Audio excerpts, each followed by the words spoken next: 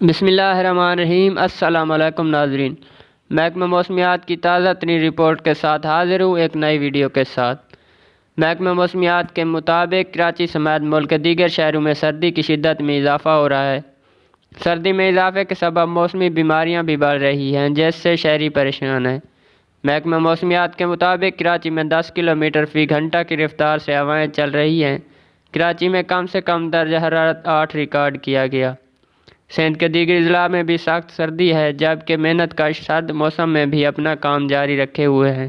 دوسری جانب ملک میں سب سے کم درجہ حرارت گوپس میں -16 ڈگری ریکارڈ کیا گیا۔